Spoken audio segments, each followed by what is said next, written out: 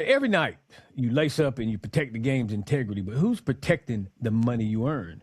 Welcome to Gameday Travelcast, a place where sports officials of every level can turn checks into real financial progress instead of disappearing cash in the glove box or the concession stand. If you've ever ended a season wondering, where did all the money go? This is where we blow the whistle on bad money habits, break down simple plays for your officiating income, and help you build a future that lasts long after your last game. So grab your rule book, your schedule.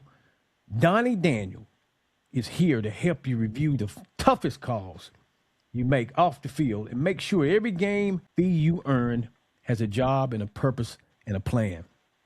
Today, we're sitting down with a man who turns people's paychecks into real plans. Donnie Daniel. He's the founder and lead advisor at Daniel Wealth Management in Sumter, South Carolina, a firm built around one big idea: take the complexity out of money so family, business owners, and everyday professionals can live out a vision in their lives. Donnie and his team specialize in comprehensive financial planning, retirement investing, insurance, and tax-aware strategies, so he's uniquely positioned to look at officiating income not as extra cash, but as a real tool. So today, we're going to hand him the full pay scale: travel ball, high school, college, professional, sports of every level of every sport. Our goal is simple. By the end of this conversation, whether you're working youth ball on the weekends or you're a Division I or Division II college official or you're a professional official, you'll have a clear plan for turning this season's games into long-term impact for your family. So, Donnie, welcome, welcome, welcome. And Chris Daniel and Caleb Groom, we all welcome you to Gameday Travelcast. Thank you We're for going to speak a having little bit me. about finances today. Well, so Donnie, you're an umpire, a current umpire, Yes. and now you're a financial advisor. So I'm going to open up with this first question: when you first saw the full pay scale from travel ball all the way up through college, what jumped out to you financially about the life of an official from the seat you sit in right now as an official? What jumps out at you, Donnie? Well, it begins probably as a hobby, right? Making a little extra money instead of spending it. And then I would say the second thing that said jumped out to me is you can turn this into a side hustle that you can accumulate some money. And then third, do you run it like a job or a career or as a business? Because the money is there, right? The three things that we want to do is know how to create money, know how to keep the money, and third, know how to grow the money. Well, this gives you a way to create some extra money, no matter if you're using it as a hobby or if you would like to use it for your future vision of life, or if you want to run it like a business. That's what I saw when you laid out all of the different ways that people make money in officiating. Well, let's look at it from the standpoint of young Dave Brown. I made decent money in officiating in my life, and I wasted most of it. So let's look at it from the standpoint of an official who is climbing the ranks, and those paychecks begin to have commas in them, and the family's growing. Uh, what's the balance between the actual cost of officiating, travel, gear, camps, and then being able to take care of your family?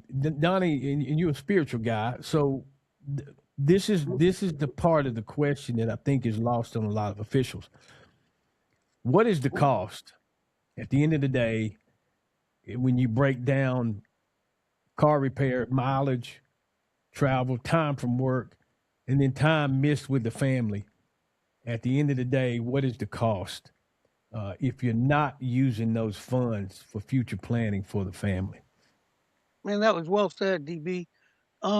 Actually, the cost is your time, and you do not get to buy an extra minute of your life. I don't care how much money you have.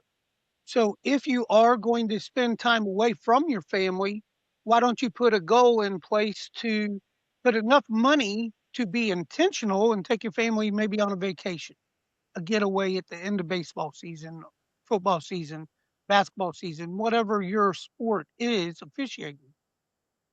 Second, as you're moving up the ranks, be deliberate and intentional on what and how you're spending your money and run it like a business. Keep track of what you're doing and how you're doing it. Set up a checking account that you put all your officiating money into. Have a savings account that you're going to be 1 year ahead on all of your camps, your uniforms. You need to update or upgrade your equipment. And whatever that's going to be by the end of the year, make sure you have that amount of money in that savings account. So next year is fully funded. And then you also want to start putting some of that money towards your family that you're missing some um, piano rehearsals, soccer games, weekend games with your kids. And that's all important. But then as you take your next level, go on and put that credit card attachment there so that you put all your expenses on your officiating and allow that officiating check account that you're putting all the money into, pay that credit card off every month. And the points that you get from it, use them points on your family. Benefit your family with that money if it's a hobby or your side hustle. Now, once you get in, like you just said, I loved it, commas multiple times through and adding zeros, you could actually look at it as a true business and set it up as an LLC because you're going to get 1099s on all of it. Actually, did you know that your LLC can own a car? In the officiating world, you let your business pay for it. All you have to do is use it 51% of the time. You can even section 179 that with your tax professional and write off 80% of it, even if you're making payments on your tax bracket for that year. There's a lot of neat ways to plan that out. But if you're going to, you need to also not just create it, figure out how to keep as much as you can, and then grow it. Mm. And here at Daniel Wealth Management, I'm pretty good at that. If you have the capabilities and you can listen to 95.5, I'm throwing this in, FM on Sunday mornings at 10:30. I do a radio show every Sunday morning from 10:30 to 11 on Wealth Uncomplicated, back to basics for a millionaire. Well, I can tell you, it's okay to throw that plug in there because as this podcast grows, you're going to be paying us for that plug in the future, and that's okay. I love it. I love it. Hey, Donnie, I want to ask you this. What are some legitimate tax deductions that officials often overlook? Oh, that's a great question, Chris. I'm glad you asked that because the first thing is if you're not allowing your business, and you got to look at it as a business, if you're not allowing your business to buy your vehicle, then and you're using your personal vehicle just as a 1099 person going out doing the side hustle, mileage. All you have to do is do a map quest on it. When you get your schedule at the beginning of the year, prep for your season, right? Go on and do a map quest to and from the field. Boom. Have that in a piece of paper, print that out, put it in a folder. Do it for all of your games. As you get games added, add it to that file. You have all your mileage to and from. That's proof, right? And that's a wonderful write off in itself. Keep the tag, or not the tags, the receipts. And if you're using a credit card for all of your officiating, that credit card, you have the statement, you have 12 statements at the end of the year. You give that to the CPA or your accountant or IRS specialist, and that is all a write off. All of your hotel stays, that is a complete write off. Pay for it with the credit card. You're going to get the points. Making money, make money. Everything makes money. You just have to be intentional. I would say your meals. You get an automatic deduction that you can write off a dinner if you're spending the night someplace.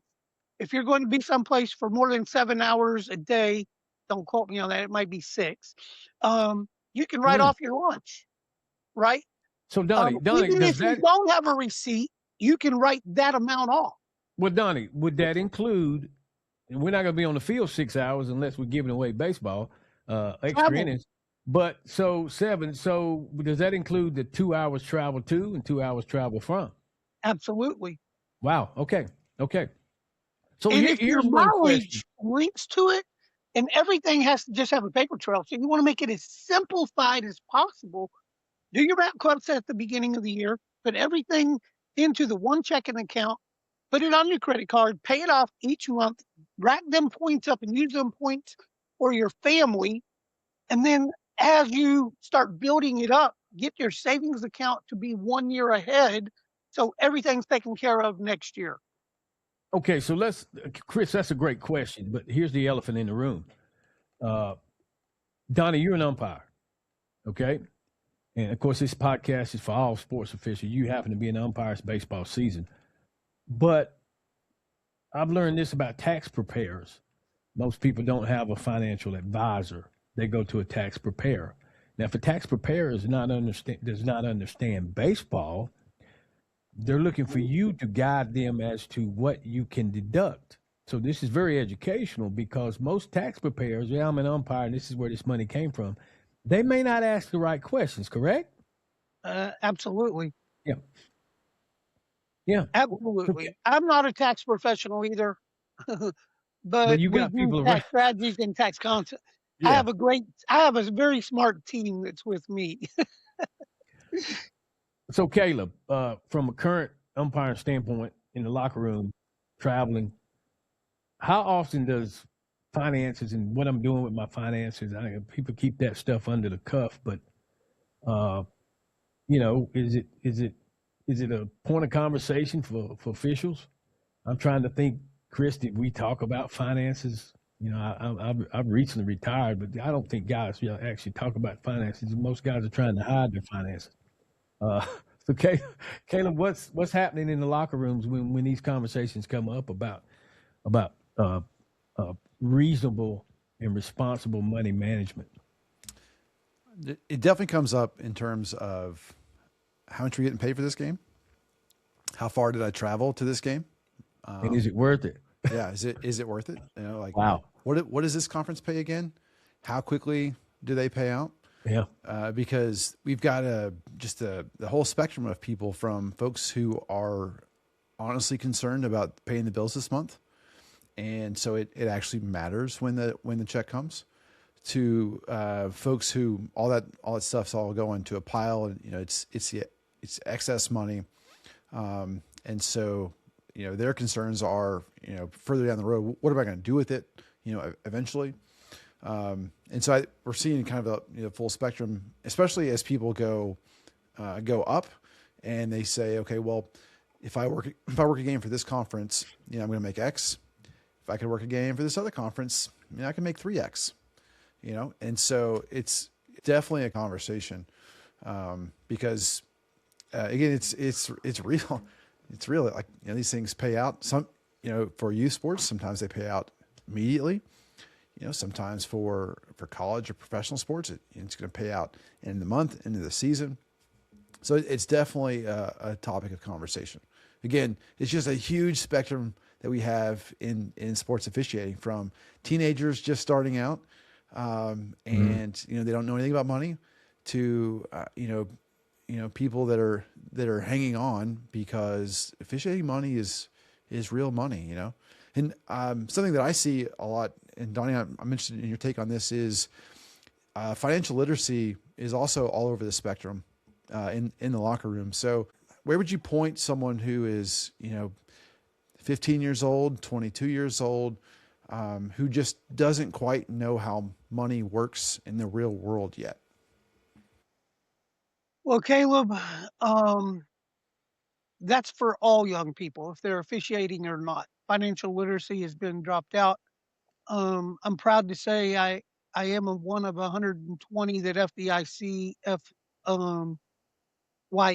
has chosen to be able to talk to municipalities, hospitals, first responders on financial literacy. We're actually getting ready to start up our second. I know Chris Daniels is military, and thank you again for your service. We're actually setting up and going to start doing free workshops for the military here locally, in a couple of different areas. Financial literacy is a big thing. Did you know that 50% of the population spends 104% of what they make? And that's a true statement. And the statistic is from 2024. I can't remember what publication, but 104% of what you make, that's what you're spending. So the first thing is any young person, do you have you have to figure out what your income is because your income is your lifestyle, right? Your cash flow is your lifestyle. So you have to figure out what your income is and what you're paying out, not on your variable, but on your fixed, right? And see if you're in the green or if you're in the red. And I call the green the shallow end of the pool, right? You're standing, you're comfortable, everything's good. If you're in the red, that means you're in the deep end of the pool and you have to consistently and constantly tread water. Now you're gonna get wore out. You're gonna be tired. I mean, you just man, it keeps beating down on you. And if Eventually, if you're like me and you can't swim, you drown, right, Donnie? that's right. That weight of financial stress is a big one, right? That is the believe it or not, that's the number one cause, not the number two, number one cause of marriage divorces, right? And second is cheating or adultery. But financial stress is a real thing and you have to kind of understand it. And our schools don't teach it. But if I was 15, 18, 20, 22, and I didn't have bills, real bills, man, I would start throwing, as much money as I could and fully fund at least the traditional or a Roth IRA. If I was that young, I would do it in a Roth IRA because you're not needing the tax benefits. As you get older, you'd want to flip it into a traditional IRA, possibly if you need the write offs or as you get a 401k. But I did a calculation today. If somebody fully funded their Roth IRA or traditional, 100 is what you're allowed to put in 2026. If you put a fully funded IRA for 20 years. So if you're 20 years old, you put $7,500 and it's going to move up. But if you just keep doing $7,500 for 20 years, you would have $783,000 set aside so that you could help assist you with retirement, right? So you've invested $150,000 over that 20 years, plus or minus, and you've got a $783,000. That's a real illustration, hypothetical that I ran. And I don't mind telling you who I ran it with. That is with Growth Fund of America. And you can look them up, and that is through Capital Group. Man, just open up on your web app, anything, and just start dollar cost averaging whatever you can. But try to fully fund that traditional IRA or Roth IRA as fast as you can. So that makes a big difference. If you had $750,000 in front of you right now after 20 years of umpiring, would it have made it worth it? Well, let's talk to that because Caleb, that's a great question. So let's do a Scott Taylor. Let's just take the cover off here. So I was high enough in the baseball umpiring. I kind of know what the money looks like. If you are a Power Five umpire today and you're working Omaha, then you're making close to six figures.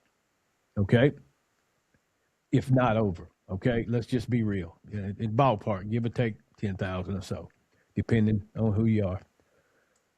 See, this is a realistic conversation for that guy who's doing this as a second job or as an avocation, making that kind of money. And I think what you're offering, Donnie, is serious financial management advice. Uh, and you mentioned something else a second ago. And I'll not get too deep in the weeds. You mentioned one of the biggest causes of divorce is cheating on your spouse, and there's that side of officiating as well at every level. Uh, that costs money, that kind of lifestyle, and I thank God for my second life, Donnie, because I lived that lifestyle in my first life, and I can tell you how expensive it is. So being responsible with your money and doing the right thing can really be fruitful for your family. So there's a In a big flip way. side to that as well. Talk. So that's one side I want you to address because that side has the money to really be responsible. But then you have the guy who's working a lot lower levels and he's living a clean lifestyle. but he's not working a job. Mm. This is his income. So let me ask this question then, Dave. Yeah. Officials are independent contractors. Mm-hmm. So, Donnie, what mistakes do you often see officials make with their 1099 earnings? Mm. Could you repeat the last part? The 1099 what? Earnings. Earnings. Well, you can write everything off that you have to spend to do that 1099 job. So realistically, in the IRS's mind, you have to get there. You have to be able to feed yourself if it's more than 7 hours, I believe it is. Talk to your tax professional on that. You get to write off your uniforms, your equipment, anything that you have to buy for a conference, you get to write off. You get to also write off if you're spending the night at dinner, you get to write off your hotel expenses. And if you spend the night, you get to write your breakfast off as well. 1099 income, if you really sit down and figure it out, what you spend to officiate, I would say the majority of the bottom or the beginning is really a hobby. You're going to break even, plus or minus. Mm. There's no, And that I That's where you were also, going, Pastor. right. Yeah. And I want Yeah. to add to this. So, with that being said, what type of protection can officials really take to guard themselves from injuries, schedules, cancellations, etc.? As a financial advisor, what do you say to that? well, as a young umpire doing it as a hobby, there's not a lot that you can do, right? You got to have health insurance. So hopefully you have that. If not, you can write that off part of your 1099 as well, right? I would want to have some kind of disability, short term and long term, in Can you place explain what because, that does, that disability, short term, long term? yes, sir. Um, and that's good. A lot of people don't understand what disability insurance is. So, short term disability is if you're not able to do your job, you can get a reimbursement of that up to 60%, sometimes 70% of your pay if you set it up. And that's the crazy thing, right? When you're doing it as a hobby, you're really just breaking even. Um, but instead of spending $10,000 on your hobby and it's costing you to go do this and that, you're going to break even. So you're really, I guess, making money. But in that hobby stage, it's tough. Now, if you go to the side hustle, making a little bit more money, um, you can set it up as a business, an LLC, and the LLC can pay for your health insurance. It can pay for 50% or 49% of your short-term disability. So if you cannot do your job roles and duties, it will kick in the short-term disability, which would pay up to 1 year of 60 to 70% of your income tax-free. But 60 or 70% of your income tax-free is about 100% of your 100% being taxed, FICA and everything being held out. But you can't let the business pay more than 49% of it. So you actually physically have to write a check, show it that you're writing 51% of that premium and the business is writing 49%. And then long term disability is if you're not able to do your job ever again. It would give you an income stream until you're 62, 65, or 67, depending on the policy. Well, nobody can get their time back, right? With a long-term disability, it would give you that tax-free money after 1 year. That is considered, I think it's 300, it might be just under 400 days because you got a waiting period for your short term. But then it will kick in and it will start sending you a monthly tax-free check every month until you're 62, 65, or 67. That's a lot of money. And short-term disability is inexpensive. Long-term disability is a little bit more expensive. It's basically what you make a roundabout. about what you make a month is what your annual fee is going to be to cover your long-term disability to 67, giving you a 70% payout. Now, as business, real quick, as the business can write that 49% off. So it's a tax benefit there as well. So that's an important. You said what I make a month is the annual payment. Plus or minus, yes, sir. Wow, that's powerful. Yes. Mm.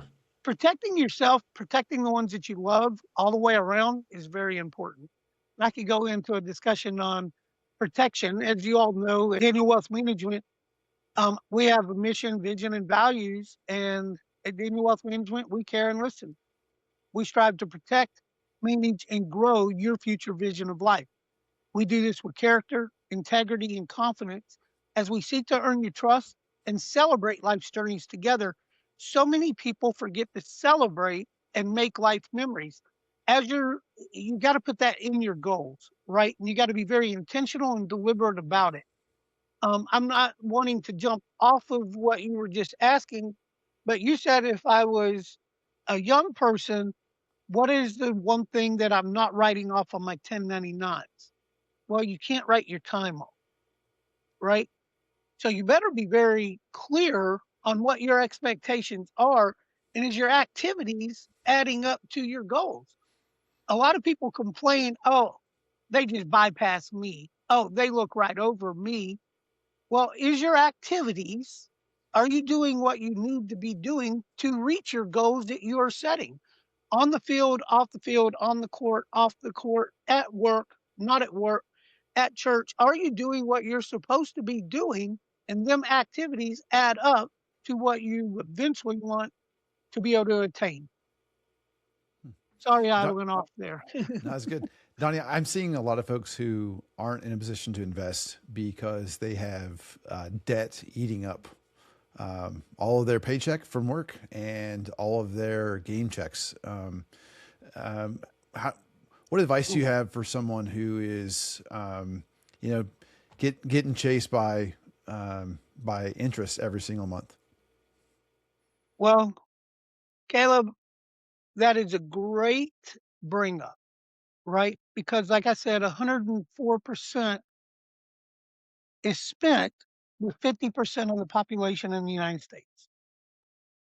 There is hard decisions going to be made every single day. You've got to choose your hard. Are you going to, I've gained 40 pounds over the last 2 years. My hard decision is I'm going to lose it, right?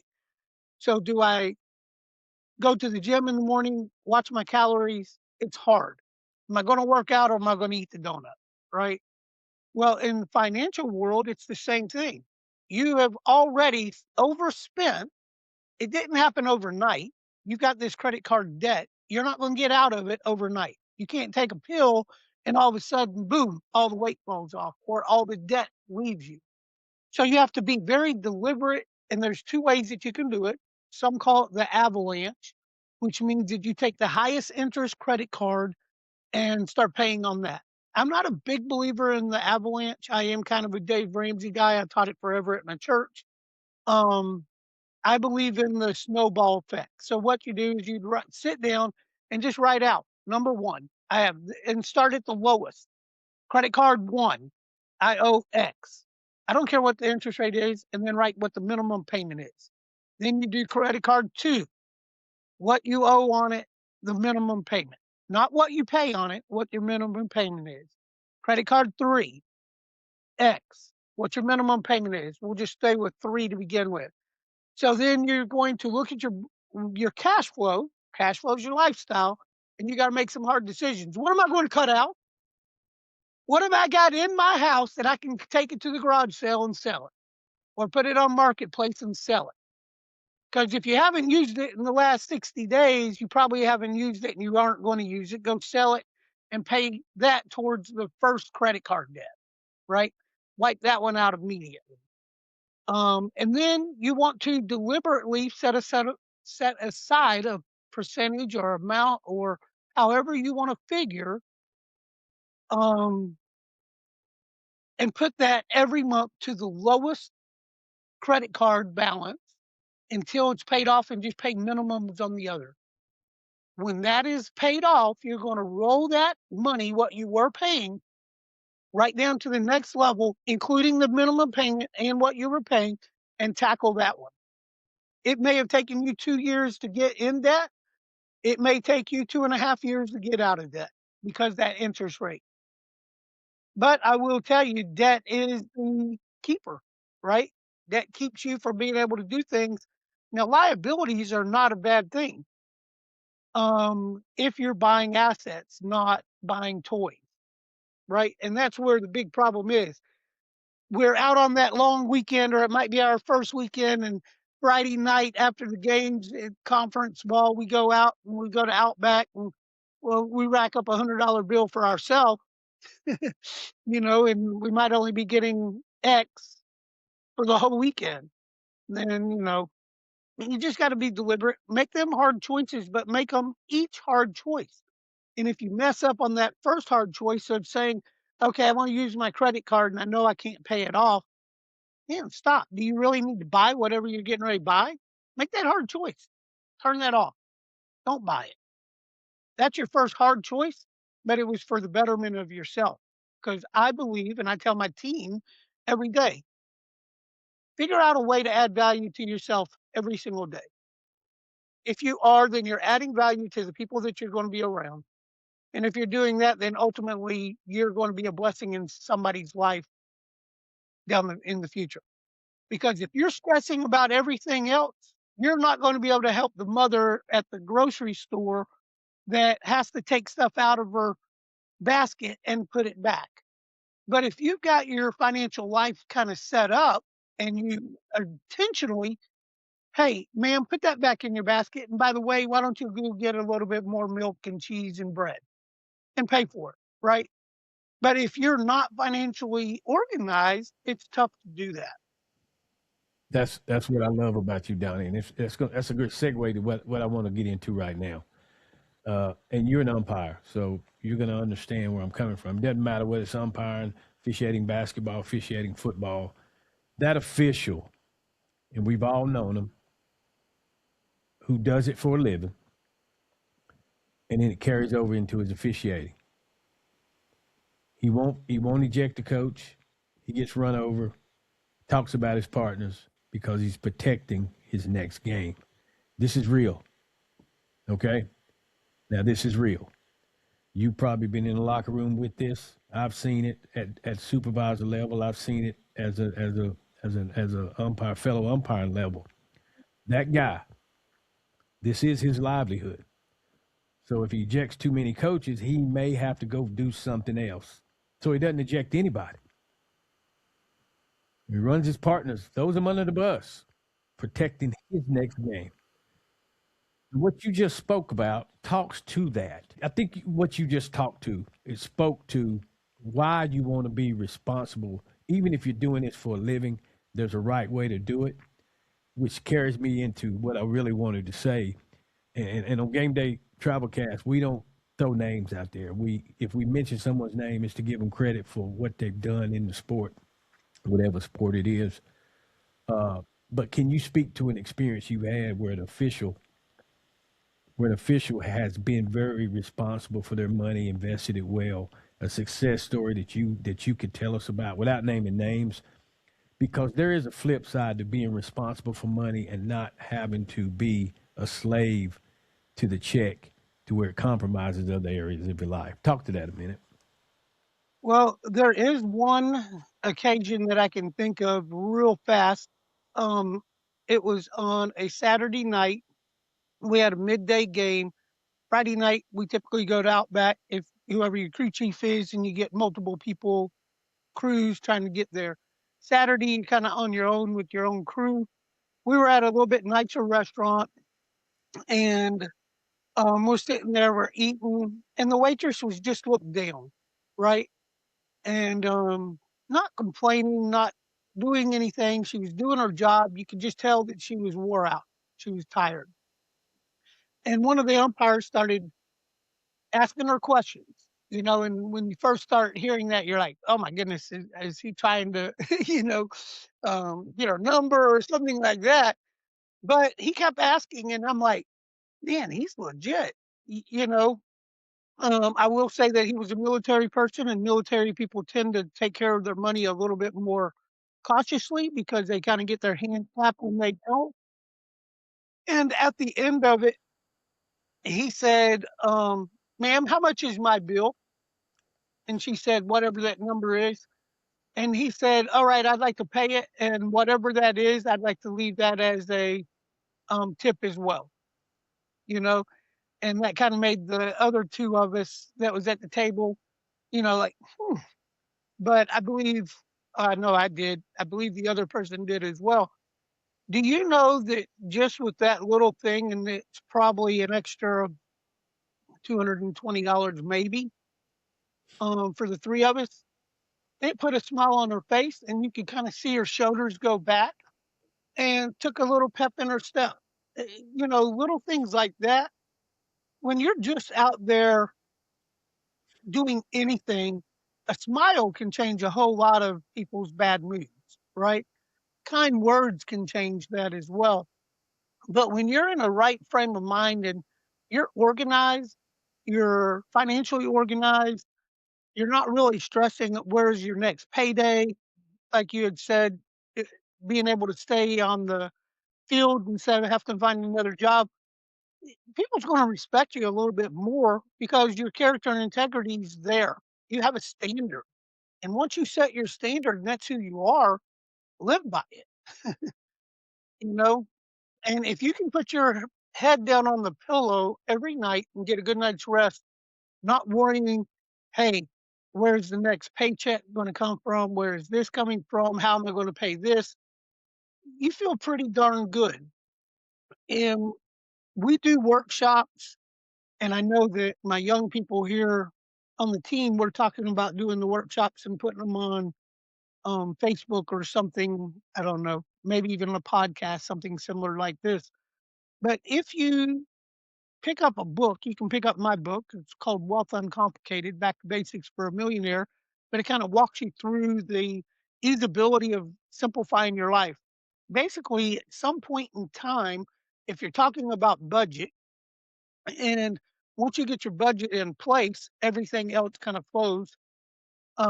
We call them baselines and goals.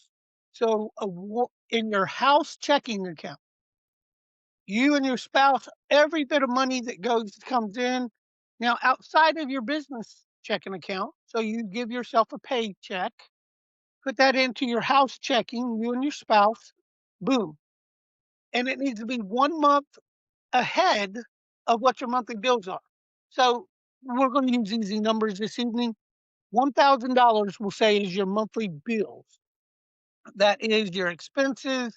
That is your debt. That is whatever it is, going out to eat, entertainment, grocery bills, medication, grocery store, Walmart runs, whatever. We're just using $1,000. So I'm going to have $1,000 in my house checking account. On the 28th of the month, all the money goes into that house checking account, my paychecks, everything else. That is my baseline. If my baseline in my house checking hits zero, that means or hits $1,000, that means I have zero. On the 28th of the month, take a picture of your app, of your bank account, of how much you have. Your next paycheck, let's say that your bank account on the 28th was $1,300. I want to keep it real easy. Your next paycheck hits, now it's whatever it is. We're going to move $300 down to your savings account that we're going to call your safety nets. These safety nets, we want to have 3 months set aside. So if your bills are $1,000, we need $3,000 in your safety net. That safety net, once you get $3,000 there, every month, we're still taking a picture of the 28th. And on the 28th of the month, and let's say that this month it's $1,200. Instead of putting 200 into your safety nets is for a pipe breaking, your HVAC goes out, your roof, whatever. don't have to put money there because it's already full. My baseline was 3 months. That's $3,000. I go down to my next savings account. That next savings account is my annual spend for 2027, not for 2026, for 2027. So now you and your spouse or you and yourself need to sit down in front of the mirror and talk about it and say, okay, what am I going to spend in 2027? Not my house bills, not if an emergency or the unexpected happens, but I want to go on 3 weekend trips and 1 week's vacation, and I'm wanting to do a guy's trip. What is that going to cost? We're just going to say that's going to cost $3,000. I'm keeping numbers easy. So I want to keep moving that $200, that $103, that $10, that $300 down until I fully fund all of next year's annual goal expense for 2027. All right. Now, how do you feel when you come home from work, from the ballpark, and you come home, you're smiling because you have 1 month of bills already paid. You're 1 month ahead. If something breaks, you're going to get upset. But man, you got the money. Let's go on and pay for it. So let's say that your water pipe does break from this last freeze or snow that we had, and you had to spend $300 out of the safety nets. So stop funding your annual spend account in 2027. At the end of the month, I had $103. I'm going to move that right back into my safety net to refill my safety net up. This way, you have 3 buckets of money and use them for that purpose. So if I go on a weekend with my spouse, Valentine's Day is coming up, I'm going to use that money to do that trip. Well, if I spend all of that money in 2027, I got to stop spending.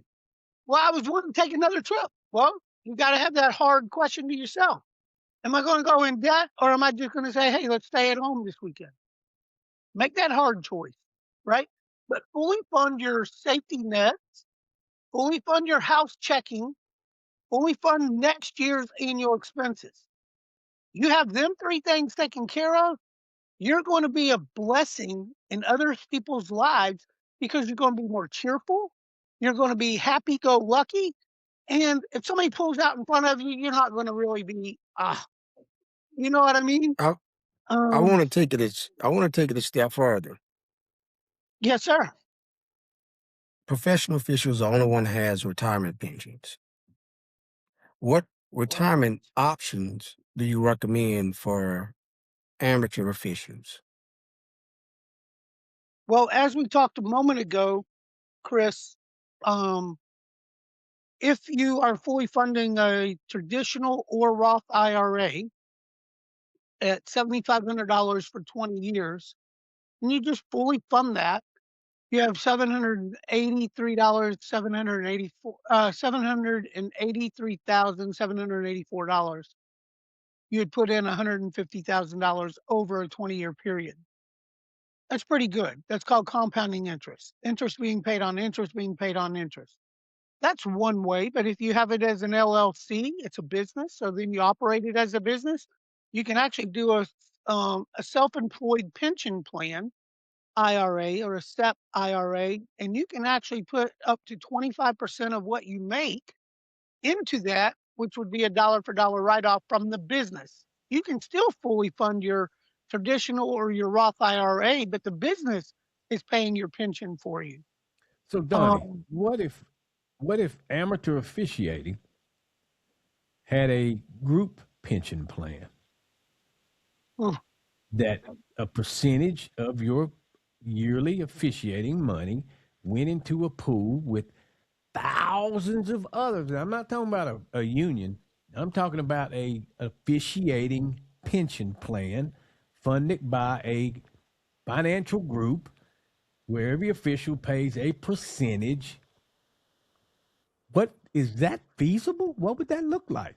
That's a great concept, right? Mm-hmm. But as a lot of unions, they don't like pensions because monies disappear. correct? Yeah, Or this they're is not not fully union. funded. Not doing anything with Yeah. union. Nothing So to I do with the mean, union. so as long as you're doing it, and I'm just knowing you guys, the ethics is going to be behind it, and that's what should first be done. And it sounds like you're wanting to do it for the purpose of the officials. I would be very interested in listening to what your all's thoughts and how you're doing that and how you're setting that up. And would you do it as a tiered pension? So each pension for each tier? Because I think that it would be tough to be able to do it all combined. But once you put the one pension, because pensions, if you take the railroads, right, that would be a great study to That's look at. exactly what we're looking at. That's exactly what we're looking at, the The railroad. railroad has a wonderful pension plan that pays the person that's worked there, and then when the spouse gets to 62, they even pay her. I would say that let's look at the railroads. They probably have the best pension plan out there. Talking about professional sports, NHL has a pension plan for their retirees that's second to none, but they actually make the players contribute into it from day one. Um, no, I would be interested in at least listening in on that and maybe be able to give you some probing questions as you're talking to Russell. And if you really are talking to Russell, I'm going to let you know they started the first pension plan with J.C. Penney's umpteen years ago. So they ran the largest, and they run the foundation for Bill Gates's foundation. So, and I know A lot of Phil. things going on. I know A lot of Phil things pretty going on. well. We'll just say this: Yeah. I know Phil very well. So I've been to Seattle and I've been to the other location. Um, I'm interested in learning of what y'all are trying to do Donnie, I'll say this: God works in mysterious ways, and every day. it's amazing who you surround yourself with and what God is doing in lives. And this is something that's been a passion of Chris Daniels for a long time. And just to have you in this conversation and knowing that you can add something to the exploration of what he's trying to do is a blessing. So, wow, that's amazing. But I think less is more, and you keep talking about it. You keep, and that's what I love about you. When I went to your Christmas party, and you playing Santa Claus with those kids, it was a blessing. Y'all missed it. This was Donnie was the Santa, Getting the pictures and all that. Yes. but you live a life of less is more, but less of the world and more financial planning allows you to be more to your family, more to your community, and that's what your life's built on. So this is really good. This is what you can offer, the advice that you offer these officials about financial management, and the money in collegiate sports, the money in high school sports. It doesn't matter if you're that guy using the money to buy milk and gas on the way home, or if you're using that money to take vacations, or if you're using that money to blow it.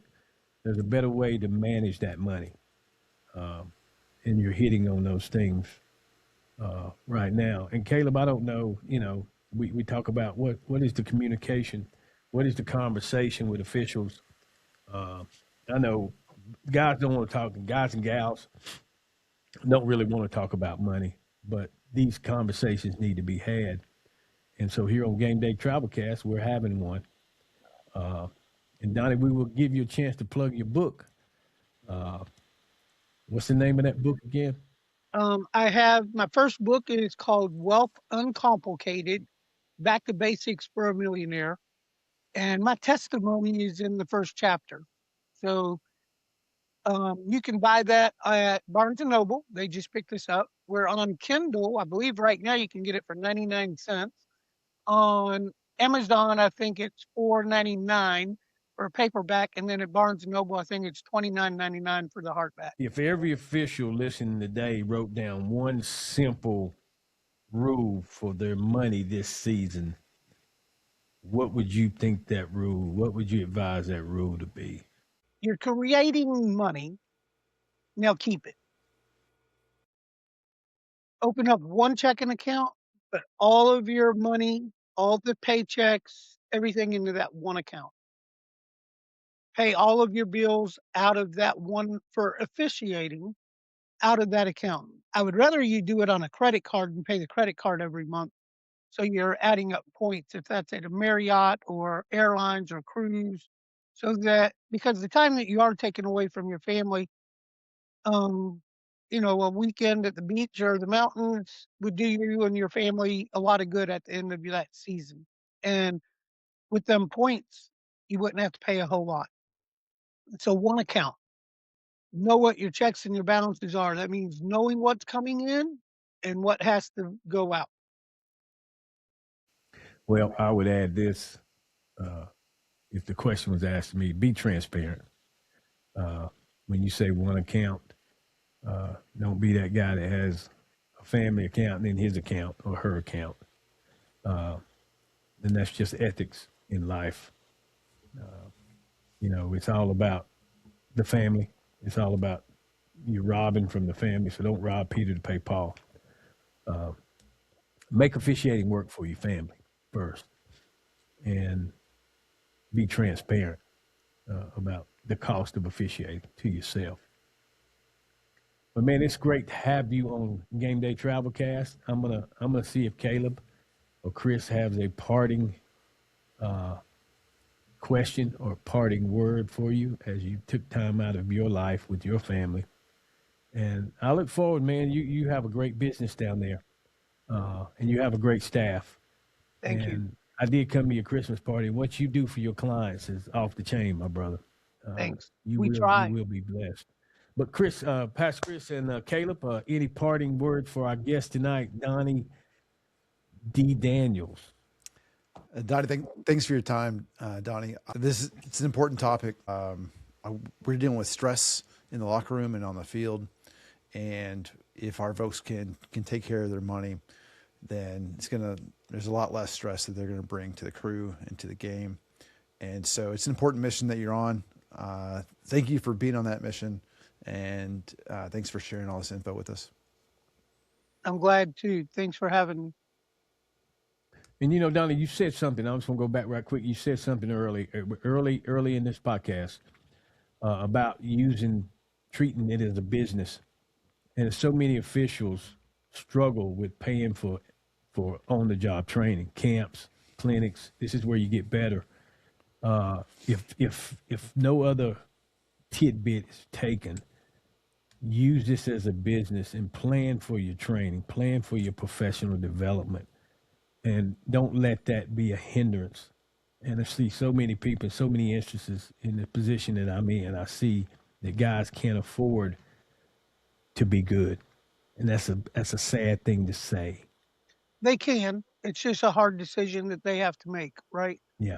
That's why I said if you put everything into one business checking or one checking account, everything flows in and out of that. Start putting money into that savings account. Know what camps you're wanting to go to. Know what your equipment you're going to replace. Just put a little bit of effort, a little bit of energy on planning. Your savings account has X in it at the end of the season. Guess what? That takes care of preseason and season for next year. That buys you new jackets, your new shirts, your new whatever, pays for your camps, pays for the hotel for the camp. So then you're starting not in debt, you're starting ahead of the game.